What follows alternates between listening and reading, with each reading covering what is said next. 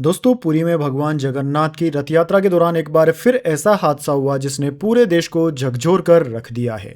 आस्था के इस महापर्व में लाखों श्रद्धालु भगवान के दर्शन के लिए पहुंचे थे, लेकिन कुछ ही पलों में श्रद्धा का यह महासागर चीख पुकार और अफरा तफरी में बदल गया। दोस्तों, रथ यात्रा के दौरान मची भगदड़ में एक श्रद्धालु की मौत हो गई, जबकि कई लोग घायल हो गए हैं। यह घटना दोस्तों उस समय हुई जब भगवान जगन्नाथ के विग्रह को पारंपरिक पहाड़ी रस्म के तहत रथ पर लाया जा रहा था। बताया जा रहा है कि शाम करीब 5 बजे अचानक बड़ी संख्या में श्रद्धालु रथ के पास पहुंचने लगे। वहीं सुरक्षा में लगे वॉलंटियर भीड़ को नियंत्रित करने की कोशिश कर रहे थे, लेकिन कुछ ही सेकंड में हालात बिगड़ गए। लोगों के बीच धक्का मुक्की शुरू हो गई। कई लोग एक दूसरे पर गिर पड़े। महिलाओं, बुजुर्गों और बच्चों को सबसे ज्यादा परेशानी का सामना करना पड़ा। उस समय दोस्तों पुरी में तेज बारिश भी हो रही थी। बारिश के बावजूद करीब 10 लाख से ज्यादा श्रद्धालु रथ यात्रा मार्ग पर मौजूद थे। कई लोगों को सांस लेने में दिक्कतें हुई और उन्हें तुरंत अस्पताल पहुंचाया गया। भगवान जगन्नाथ का रथ शाम करीब 7:30 बजे आगे बढ़ पाया, लेकिन कुछ ही दूरी तय करने के बाद पहले दिन की यात्रा रोक दी गई। अब दोस्तों यात्रा पहले दिन से शुरू की जाएगी और गुंडीचा मंदिर तक पहुंचेगी, लेकिन सबसे बड़ा सवाल यह है कि आखिर ऐसी घटनाएं बार बार क्यों हो रही है। पूरी की रथ यात्रा कोई नया आयोजन तो नहीं है। यह दुनिया के सबसे बड़े धार्मिक आयोजनों में से एक है। हर साल लाखों नहीं बल्कि करोड़ों श्रद्धालु यहां पहुंचते हैं। दोस्तों, प्रशासन को पहले से पता होता है कि भारी भीड़ उमड़ने वाली है, फिर भी हर कुछ वर्षों में भगदड़ जैसी घटनाएं सामने आती है। अगर पिछले वर्षों पर नजर डालें तो तस्वीर और भी चिंताजनक दिखाई देती है। साल 2015 में नवकलेवर वर्ष के दौरान भी रथ यात्रा में भगदड़ मच गई थी। उस हादसे में 2 महिलाओं की मौत हो गई थी और कई लोग घायल हुए थे। इसके बाद साल 2025 में गुंडीचा मंदिर के बाहर एक और भगदड़ हुई। उस घटना में 3 श्रद्धालुओं की जान चली गई थी और 50 से ज्यादा लोग घायल हुए थे। दोस्तों, उस समय न्यायिक जांच के आदेश दिए गए, अधिकारियों पर कार्रवाई भी हुई, कई बड़े बदलाव किए गए कि भविष्य में ऐसी घटना दोबारा नहीं होगी। लेकिन आज फिर एक श्रद्धालु की जान चली गई। यहीं से सबसे बड़ा सवाल खड़ा होता है, क्या हर हादसे के बाद केवल जांच और मुआवजा ही समाधान है?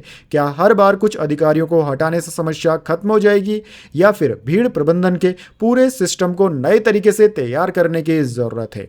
क्योंकि दोस्तों सच यही है कि किसी भी बड़े धार्मिक आयोजन में सबसे बड़ी चुनौती भीड़ को नियंत्रित करना होता है। सिर्फ हजारों पुलिसकर्मी तैनात कर देने से काम नहीं चलता। जरूरत होती है वैज्ञानिक योजना की, जरूरत होती है रियल टाइम मॉनिटरिंग की, जरूरत होती है ऐसी व्यवस्था की जिससे किसी एक जगह जरूरत से ज्यादा भीड़ इकट्ठी ही न हो पाए।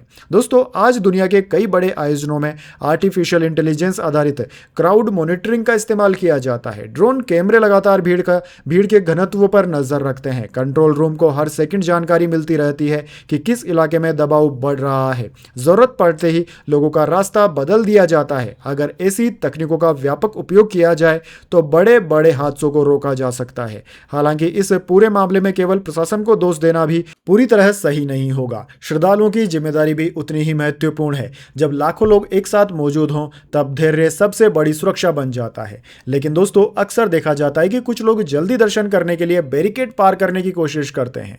कुछ लोग आगे निकलने के लिए धक्का देते हैं और यहीं कुछ सेकंड की जल्दबाजी किसी दूसरे परिवार की पूरी जिंदगी बदल देती है। दोस्तों, आस्था का मतलब कभी भी अफरा तफरी नहीं होता। भगवान के दर्शन के लिए धैर्य रखना भी उतना ही जरूरी है जितना श्रद्धा रखना। लेकिन फिर भी अंतिम जिम्मेदारी प्रशासन की ही होती है। अगर 10 लाख लोगों के आने का अनुमान था तो क्या भीड़ को अलग अलग हिस्सों में बांटने की पर्याप्त व्यवस्था की गई थी? क्या एंट्री और एग्जिट रूट पर्याप्त थे? क्या बारिश जैसी स्थिति के लिए अलग आपातकालीन योजना तैयार थी?